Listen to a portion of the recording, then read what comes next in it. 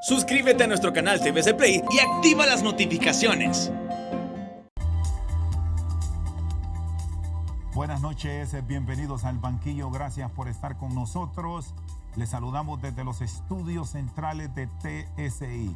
Hoy vamos a hablar de política exterior, cómo nos está viendo el mundo con todos los acontecimientos políticos y jurídicos que se están registrando en nuestro país. Nos acompaña el ex canciller de la República, un destacado catedrático universitario, el doctor Ernesto Paz Aguilar. Gracias por acompañarnos, doctor. ¿Qué tal? Gusto saludarle. Buenas noches y mucho gusto de saludarlo. Doctor, bueno, quiero empezar con los últimos acontecimientos dentro de política exterior. La administración Biden ya está tomando decisiones sobre apoyos a la región. En las últimas horas hemos escuchado del nombramiento, por cierto, de un ciudadano de origen hondureño para que coordine apoyo, ayudas, digamos, aspectos migratorios en el Triángulo Norte, incluye Honduras, Guatemala y El Salvador. ¿Cómo observan los especialistas en política exterior el nombramiento de Ricardo Zúñiga para estos temas en estos tres países que son muy vistos en los últimos años por las administraciones de la Casa Blanca? Bueno, yo celebro en primer lugar el nombramiento de Ricardo Zúñiga Harris, hijo de hondureño y de norteamericana. Él se fue de nuestro país a raíz del asesinato de su padre en los años de la Guerra Fría, ya por 1984. Él ha hecho una carrera exitosa en el servicio exterior, es diplomático de carrera y además se anotó uno de los triunfos de la administración Obama porque él dirigió las negociaciones secretas entre Cuba y Estados Unidos para normalizar sus relaciones. Ahora, doctor, que un ciudadano estadounidense que conoce Honduras mantenga esta relación y nos involucre a nosotros, ¿qué tanto provecho podemos tener? Y vamos a empezar en áreas puntuales: la seguridad, migración y narcotráfico. Bueno, Honduras tiene que redefinir su agenda bilateral con Estados Unidos y los tres puntos que usted ha señalado hay que reformularlos. Pero básicamente la agenda no cambia. La visión sobre esos problemas son los que cambian. Por ejemplo, Estados Unidos hace énfasis en la seguridad con el tema de migración. Nosotros hacemos énfasis en el desarrollo con el tema de migración, por cuanto dependemos de las remesas, que son el principal producto de exportación de Honduras, y debemos desarrollar una relación estratégica donde tanto Estados Unidos como Honduras tengamos una operación de ganar-ganar, que gane Estados Unidos y que también gane Honduras. Han pasado 62 días de la llegada al poder del presidente Biden. ¿En qué ha cambiado esa relación y visión que tenía un presidente republicano del pasado a un demócrata hacia los países de la región? Pero quedémonos con Honduras, doctor Paz Aguilar. En primer lugar, desmontaron una farsa que se llamaba Acuerdo de País Seguro con Honduras. Esa fue de las primeras decisiones del nuevo gobierno, porque era una ironía que en un país que expulsa población, por decreto lo declararan un país seguro. Si Honduras era un país desde el cual salían las caravanas, o siguen saliendo las caravanas, eso era verdaderamente incomprensible. Y por esa razón tomaron la decisión de revocar ese acuerdo, que además nunca fue puesto en aplicación. La administración Trump prometió recursos que nunca llegaron. Fue Honduras la que tuvo que asumir ese flujo constante de migrantes de otros países y querían que Honduras lo recibiera. Lógicamente que eso resultó ser un fiasco de principio a fin. Ahora vemos que la administración Biden va tomando en serio este compromiso, esa promesa de los $4,000 millones para el Triángulo Norte. Y un gesto de buena voluntad y de simpatía es que nombren a una personalidad como Ricardo Zúñiga Harris como enviado especial. ¿Qué mensaje nos manda Estados Unidos cuando el presidente Biden y el secretario de Estado Blinken nos dicen va a llegar ese recurso de apoyo? Ya usted me señala, son aproximadamente $4,000 millones, pero la administración va dirigida por nosotros y no se involucra al Estado que A la se ve administración beneficiado. hondureña, sí. Mire, eso está ocurriendo desde hace algún tiempo, porque lastimosamente Honduras, al igual que otros países, es un país intervenido, es un país vigilado y es un país asistido. Dicho en otras palabras, las decisiones que toman las autoridades hondureñas no están plenamente bajo su control, sino que tenemos que hacer negociaciones y lógicamente que ese cambio en la administración norteamericana abre la posibilidad, devuelve las esperanzas al Triángulo del Norte y a otros países también. ¿Desconfianza en los gobiernos de la región? Sin ¿Pasa duda. eso? Sin duda, especialmente al gobierno de Honduras, que ha sido constantemente cuestionado.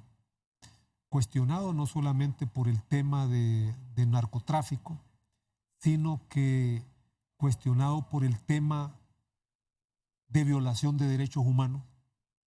Honduras tiene una cantidad muy grande de muertes de defensores de derechos humanos y de defensores del medio ambiente. Y eso, por supuesto, que no le ayuda a la imagen internacional de Honduras. Uno ve que otros países con el mismo perfil obtienen mejores resultados. Ejemplo, el manejo de la pandemia. Honduras es el país que tiene la mayor cantidad de fallecidos. Honduras es el país que va a la cola con las famosas vacunas. Mientras Costa Rica tomó decisiones correctas en el momento correcto, lo tiene en una situación desde luego mejor que nuestro país. ¿En qué se erró, doctor? Yo pienso de que erramos en una palabra, en un término, planificación. Cualquier país del mundo, cualquier estado requiere tener una oficina o un ministerio de planificación. Honduras ha dado tumbos en eso. Figúrese usted que el Ministerio de Planificación en Honduras comenzó llamándose Consejo Nacional de Economía, allá por los años 50 del siglo anterior. De ahí evolucionó a Consejo Superior de Planificación Económica. Era el cerebro del Estado. Ahí se planificaba el futuro. Después que vino esta ola del neoliberalismo, prácticamente dejaron sin cerebro a estos países. No hay quien piense por el Estado. No hay una planificación. Vea usted la Secretaría de Finanzas, que ahí había una tecnoburocracia, y eso es un buen término. Tecnoburocracia es una burocracia dorada de los mejores técnicos del Estado. Ahí están la gente del Banco Central, la gente de la Secretaría de Finanzas, la gente del Ministerio de Hacienda. Vaya usted a México para que vea qué significa tener una planificación. Desafortunadamente eso desapareció. Y lo que hay en este momento, desde hace algún tiempo, son ocurrencias. Ocurrencias de la persona que dirige el Poder Ejecutivo o de algún ministro. Doctor Paz Aguilar, pero estas decisiones fueron determinaciones locales de los líderes que toman el control del país, u otras de las mismas obedecieron a imposiciones externas. Yo no creo. Tomemos un ejemplo, la compra de los famosos hospitales móviles por una cantidad tan grande, 47 millones de dólares. Número uno, el procedimiento fue equivocado. Usted sabe de que hay una ley de contratación del Estado. A pesar de que estamos en pandemia, deben observarse ciertos parámetros. Para endeudar al país, para hacer compras de esa dimensión, en el pasado, yo no sé si se sigue haciendo, pero usted tenía que tener el visto bueno de la Secretaría de Finanzas. Ahí hay una dirección de crédito público que tenía necesariamente que tener la aprobación. Había un comité de crédito público, Banco Central, Ministerio de Hacienda, Planificación Económica. Ellos valoraban una compra de esta naturaleza. Yo comparo la decisión que tomó un gobierno militar para construir la represa más grande de Honduras. Era una inversión de 500 millones de dólares en aquel tiempo. Y se hizo por una razón, porque había continuidad. Los gobiernos comenzaban las obras y el que venía las continuaba, porque eran compromisos. La obra de El Cajón es la obra pública más grande y más importante de Honduras. Ahí la tienen medio abandonada. De manera de que lo que hace falta es planificación democrática. La planificación debe ser el producto de la reflexión, el producto de la producción científica de los cerebros que hay en Honduras. En otros países es igual. Es la sociedad civil, es la sociedad, son las universidades, es el Estado quien tienen algo que ver. Vea el Canal Seco, ¿dónde está? Ya nos olvidamos del Canal Seco. Una inversión millonaria, una inversión estratégica que a Honduras la podría elevar a otro nivel. Palmerola, bueno, espero de que este año comience a funcionar.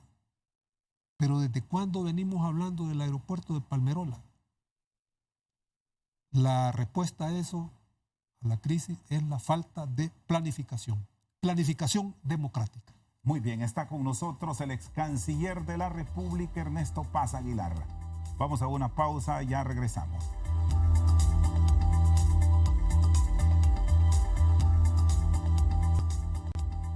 Seguimos al banquillo, está con nosotros el ex canciller Ernesto Paz.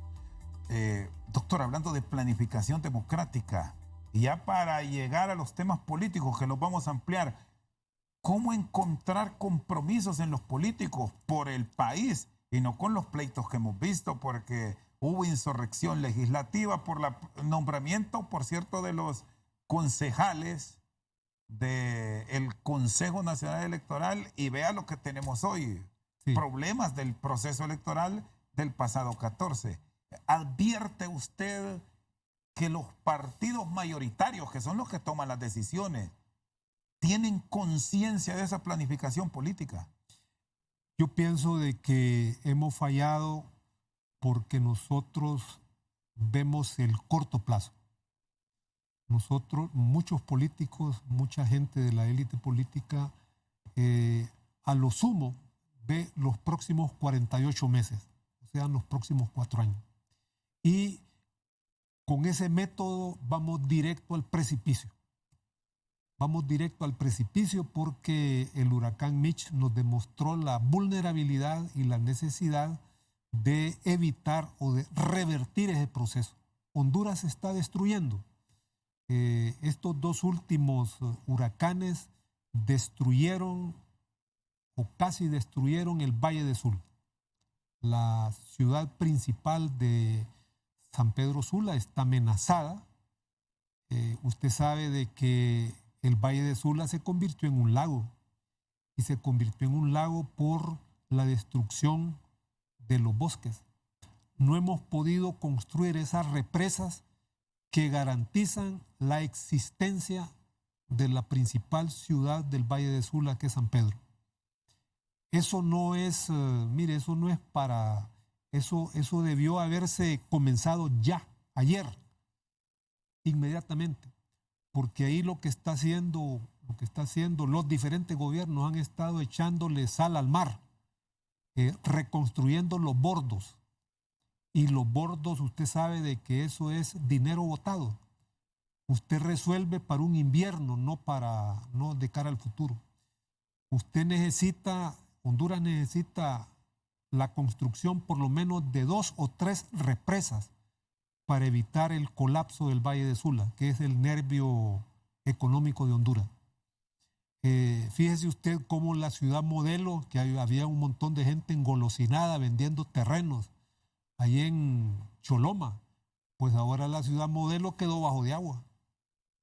Es para que vean que la planificación a largo plazo de un país es una cuestión fundamental. Usted no puede hacer planes de cara al futuro si no hay planificación.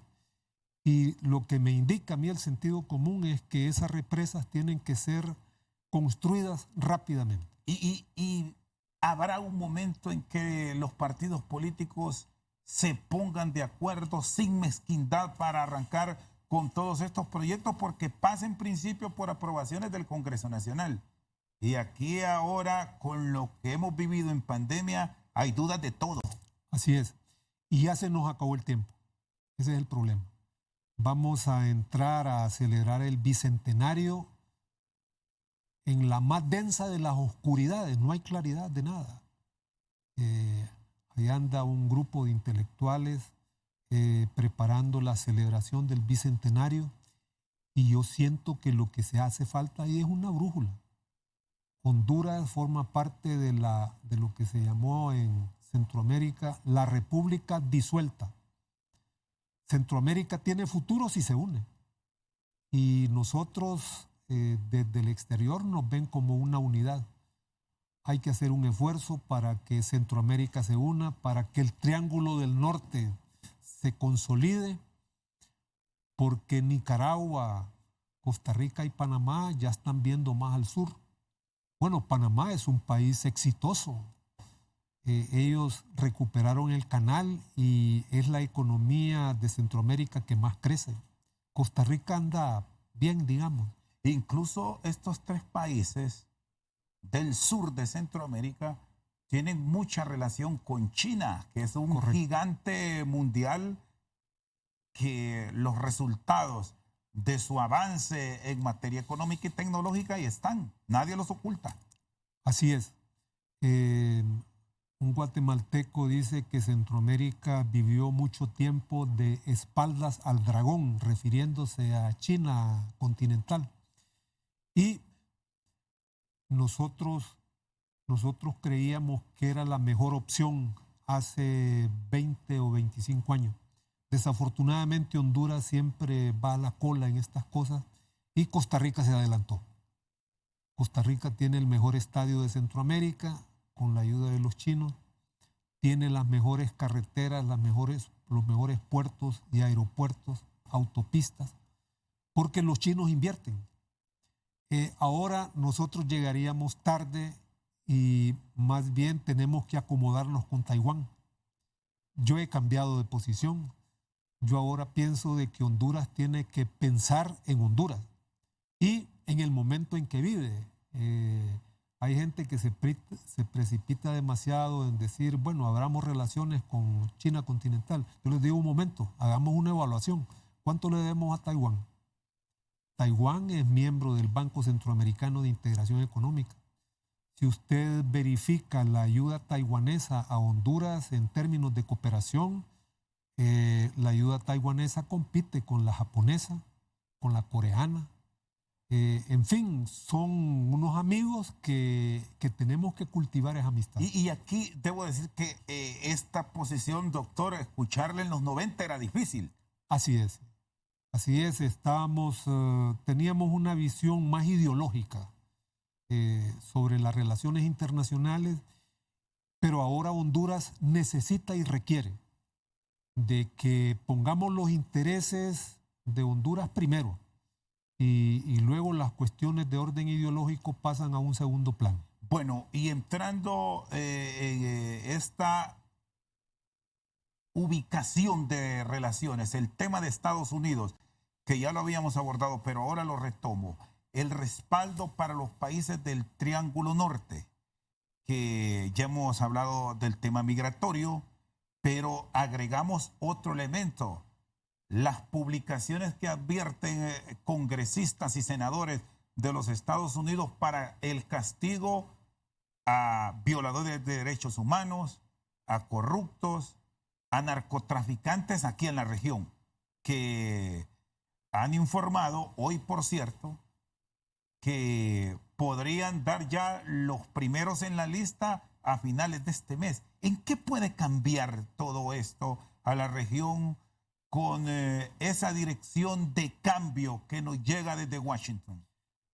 Yo siento que desde Washington hay un interés en renovar a la élite política hondureña porque esta vieja élite política no ha dado el ancho. No ha dado el ancho porque los resultados están a la vista. Somos el país más pobre de América Latina.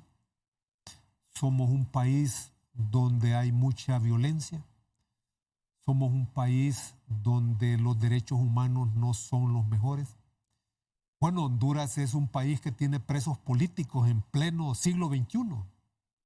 Presos políticos porque anduvieron protestando contra el fraude electoral. Ya vamos a otra elección y esos jóvenes siguen presos ahí. Hay otros que están presos por defender los territorios, por defender el agua, por defender el medio ambiente, por defender Guapinol, allá en Lloro, en el departamento de Colón. Eso no nos abona para nada. Eso, Honduras aparece como un país donde la vida es difícil. Y la vida es difícil porque hay violencia, porque hay corrupción, porque hay impunidad. Entonces, esas realidades tenemos que revertirlas. Es posible hacerlas. Honduras logró otras cifras, otros indicadores, pero Honduras está castigada. Y cuando castigan al gobierno de Honduras, castigan al pueblo. Y con estos mensajes que nos vienen del norte, ¿ya aprendieron los políticos? ¿O todavía no les llega a calar ese sentimiento que lo están haciendo público congresistas y senadores estadounidenses? No les ha caído el 20, como se dice, pero ya les va a caer, porque ya no hay tiempo. Vea, en el Partido Nacional, yo veo, ya pasando al tema nacional, yo veo una situación delicada. Yo lo que veo, y esto no significa que sea así, es mi visión, es mi percepción, que a lo que vamos es, o vamos a tener una campaña de un continuismo disfrazado, porque el gran ganador de las elecciones internas y primarias en el Partido Nacional no es Oliva, no es Tito Asfura, es el presidente.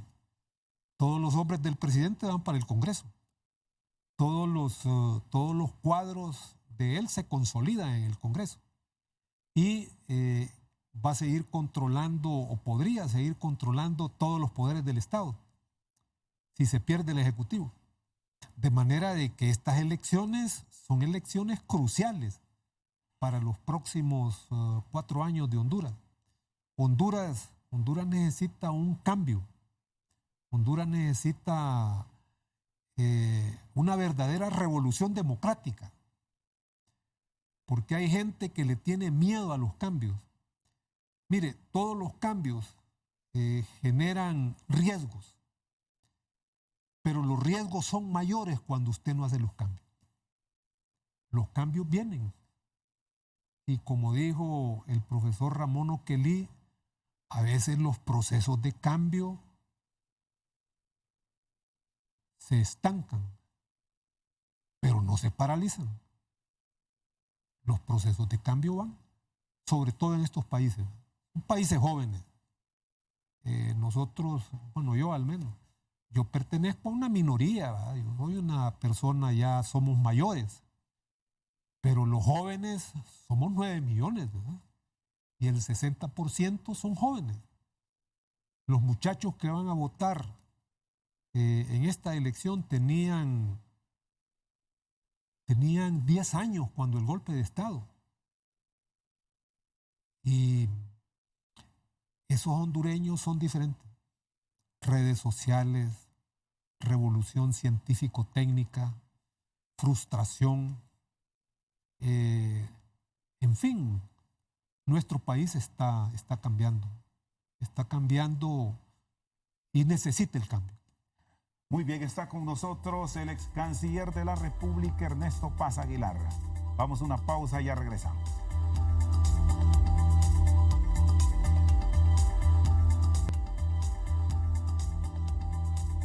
Seguimos al banquillo, está con nosotros el ex canciller Ernesto Paz Aguilar. Doctor, ¿cómo entender los números de este proceso que todavía no los tenemos totales, pero marcan tendencias? El Partido Nacional mantiene su votación, creció el Partido Liberal, igual Libre registra incrementos en algunos sitios del país. ¿Está la clase política haciendo el trabajo necesario para mantener su base? ¿O esta revolución de la juventud que también me hablaba puede generar cambios en noviembre? Bueno, en primer lugar hay que ver los resultados anteriores. En efecto, el Partido Nacional va a sacar aproximadamente 1.200.000 votos. Esa es la proyección que hay. El Partido Liberal puede llegar a 700.000, 800.000 y Libre puede llegar o superar los 600.000 votos. Esos son el voto duro de los partidos. Es el voto de los militantes, es el voto de los miembros del partido. La gente que hace vida partidaria. Desde luego que las cifras son distantes. El Partido Nacional gana las elecciones o es el más numeroso. Dicen ellos que es por la estructura organizativa. Es al contrario. Ellos ganan una elección no por tener la mejor estructura organizativa, sino que tienen los recursos para tener la mejor estructura organizativa. Y esos recursos son recursos públicos, son recursos de los ciudadanos, de los contribuyentes. Y el fenómeno se llama clientelismo político. El clientelismo político tiene dos vertientes. Hay un clientelismo de Estado y hay un clientelismo personal. Generalmente todos los políticos, cuando están en la oposición, tienen que financiar de su propia bolsa. Ese es un clientelismo personal, hacerle el favor a un amigo, a un elector, a un votante, a un compadre. Se le ayuda con medicina, se les da uniforme a los equipos de fútbol. Y hay un clientelismo de Estado que proviene de los programas sociales del gobierno. Hay aproximadamente 11 programas y ellos manejan 5.000 millones de lempiras. Debo decirle que la compra de votos en el 2017 disminuyó. ¿Sabe por qué? Porque funcionó como maquinita, como relojito suizo, los programas sociales. Ahí hay estructuras. Hay, por ejemplo, unas personas que son empleados públicos en los barrios, en las colonias, en las aldeas, en los caseríos, que se llaman guías de familia. Esa gente visita a los beneficiarios de los programas de vida mejor, de con chamba vivís mejor, hay un montón de programas, del bono tecnológico. Ellos visitan a las familias, a las personas beneficiarias, y luego Eso es, lo hacen antes, durante y después de las elecciones. Y luego viene en el día D. Usted pudo ver, todo el mundo lo vio, el derroche de recursos. En este caso de la candidatura de Tito Asfura. Un derroche impresionante, de todo punto de vista. Desde transporte, en Tegucigalpa habían más de 7,000 carpas. Más de 7,000 carpas solo en Tegucigalpa. Con varias personas, y esas personas son pagadas. Doctor, entonces ante esta maquinaria de la cual usted me expone, ¿qué le queda a la oposición? Unirse. Si no se une, si la oposición no se une, lógicamente que va a continuar el actual presidente, Juan Orlando, con un continuismo disfrazado. Porque el hombre que va a poner y va a quitar se llama Juan Orlando. Fíjese que esta situación se parece a la que vivió Honduras con el general Carías. El general Carías escogió a Juan Manuel Gálvez. No va a tener poder de decisión Tito Asfura. Yo creo que sí, pero va a ser muy limitado. Va a ser muy limitado porque el partido va a estar en manos de otra persona. Pero muchas personas dicen que una cosa es la campaña y otra es ya cuando está montado en el poder. ¿Usted ha experimentado eso? Una cosa es la poesía de la campaña y otra cosa es la escritura del gobierno, así dicen los especialistas. No, en efecto, hay experiencias históricas y en el caso de Honduras no nos vayamos muy lejos. El general Carías creyó que Juan Manuel Gálvez le iba a devolver la presidencia a Carías, porque Carías controlaba el Congreso, controlaba la Corte, controlaba las comandancias de armas, controlaba a los secretarios municipales, controlaba a los telegrafistas, ahí iban 5. Y todo eso no le salieron las cuentas al general Carías. Al final de cuentas, Gálvez hizo un gran gobierno, un buen gobierno, ¿verdad? Lo que quiero decirle es que vamos a tener un liderazgo del actual presidente para rato en el Partido Nacional. Esto de las alianzas, porque se está hablando ya mucho, se insiste en este proyecto político, doctor Paz, que debe estar, en base a lo que establece la ley electoral, antes de la convocatoria de elecciones generales. Esto tiene que ser mayo. Aquí Correcto. estamos ya contra el tiempo. Si ya Así marzo se nos va. Este es abril y mayo. ¿Cómo estructurar una alianza? ¿Cómo la debe visualizar la oposición? ¿Única o como la advertimos ahora? Debemos decir, hablando de una posible alianza que lo ha hecho público, el ingeniero Luis Zelaya con el ingeniero Salvador Narrala han hablado en ese tópico, y del otro lado hay quienes ven cercano un diálogo entre Yani y Libre. Así es. Cualquiera de las dos rutas hace del Partido Liberal un partido decadente, un partido que no merece esa suerte. En efecto, ¿verdad? Creo de que el movimiento de Luis Zelaya cometió 2 errores. Número 1, anunció una alianza con un dirigente político que no participa en las internas.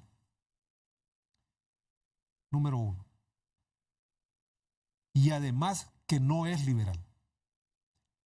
Y el voto duro, el voto histórico del Partido Liberal, se niega a entregarle la bandera liberal a una persona extraña. Esa es la primera cosa. Libre tiene una militancia, una cohesión partidaria que sí le permitió a eso, entregarle la candidatura al ingeniero Narrala. Pero el Partido Liberal no. El Partido Liberal es un partido histórico. ¿Recuerda usted cuando Miguel Pastor le quiso cambiar los colores al Partido Nacional? Este color, por ejemplo, era el verde. Fue un error. Pero vayamos al segundo, digo yo, error estratégico. Martirizaron a Gianni Rosenthal Hidalgo. Usted sabe de que en la cultura latinoamericana el mártir siente la simpatía del pueblo. Cuando crucificaron a Jesús, martirizaron a Jesús, crucificaron a Jesús y siempre lo comparaban con un malhechor, con Barrabás. Y al final de cuentas, la figura de Barrabás en la historia está ahí como el malo de la película. Pero Jesucristo fue el que ganó la partida. Entonces eso ocurrió con Gianni Rosenthal. Tercera cosa, mire, el rosentalismo es una corriente histórica del Partido Liberal. Han participado en 8 de 9 elecciones internas. Y han estado ahí. El rosentalismo representa una corriente histórica dentro del Partido Liberal y hace alianza por primera vez, fíjese bien, por primera vez, con el grupo que dirige el ingeniero Flores Facusé. Flores Facusé colocó a sus mejores cuadros y ahí van de diputados, ¿verdad? Y eso garantiza la supervivencia de ese sector, que algunos le dicen el lado oscuro. Yo digo que es el liberalismo conservador, que es un liberalismo que está ahí. Libre, algunos dicen es un liberalismo progresista, otros dicen de izquierda, pero lo que está ahí son dos líneas. Y por primera vez Rosenthal, que han dado en la izquierda, centro izquierda, hacia alianza con la derecha del Partido Liberal. Reina lo hizo y llegó al poder. Muy bien, está con nosotros el ex canciller Ernesto Paz Aguilar. Vamos a una pausa y ya regresamos.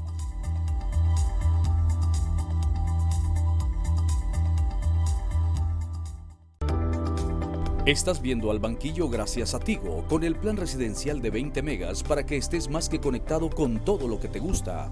Y además recibes múltiples beneficios por solo $37.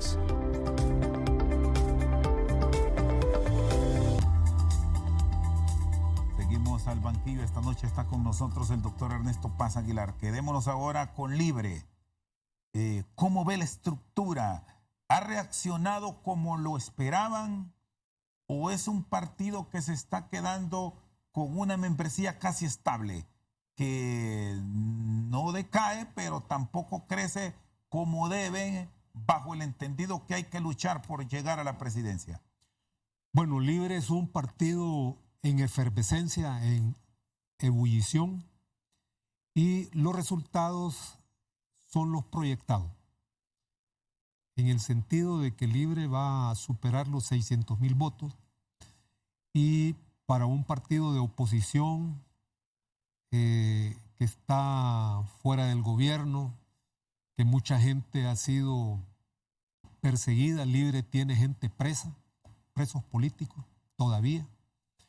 En los pueblos hay estigma, sigue la mentalidad de la Guerra Fría, pero afortunadamente el Libre ha sido fortalecido por la llegada de jóvenes y esos nuevos candidatos como Carlos Eduardo Reina, como Wilfredo Méndez y como el doctor Nelson Ávila representan eso.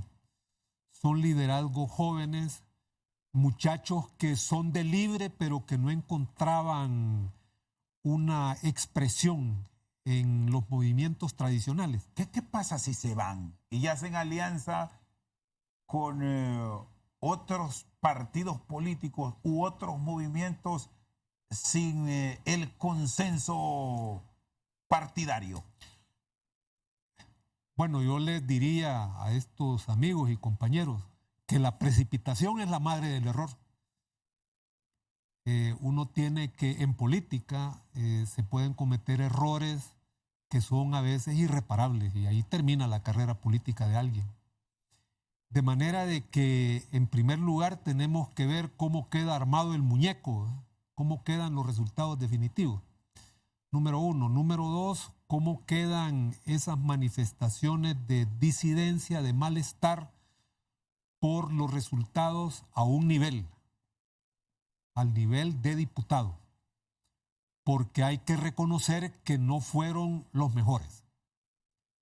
Hay señalamientos ahí de manipulación. Bueno, hay cualquier cantidad a hoy, doctor Paz, de impugnaciones, cuestionamientos, cuando salga de aquí, como los quiera señalar. Mire, cuando salga de aquí, tengo que ir a revisar cómo va la evolución de las presentaciones de estas demandas de nulidad.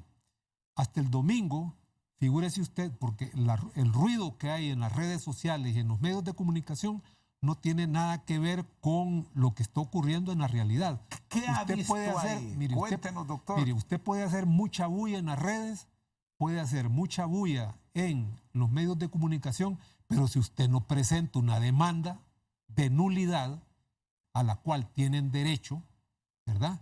Y que el órgano electoral resuelva, porque tiene que resolver, ahí hay resultados grotescos en todos los partidos. Grotescos. Defíname esta palabra grotesco, doctor, bueno, por favor. Que ahí hubieron personas con una moralidad dudosa que le pusieron 500 marcas a un amigo de ellos, seguramente. 500 marcas a nivel de diputados y el número de electores es menos de 500. Y a los otros le pusieron 0, 0, 0, 0. Eso, lógicamente, que es inaceptable. Pero me llama la atención esto, doctor, que me dice que donde esté eso grotesco es a nivel electivo del Congreso Nacional. De diputado. Ahí está la trampa y ahí es lo que tenemos que resolver. Porque lógicamente que la calificación que le podemos dar a este proceso primario es de bueno o muy bueno, pero no sobresaliente, porque hubieron muchas fallas que se pueden corregir. Si usted me pregunta a mí cómo podemos resolver esas fallas, yo le digo, sin duda, con el voto electrónico. El voto electrónico resuelve todo. ¿Y hay tiempo para montar un esquema totalmente con voto electrónico, por lo menos ensayar en las grandes ciudades? Mire, eso es una cuestión de orden técnico. Y si usted tiene la plata, las compañías especializadas en eso lo hacen.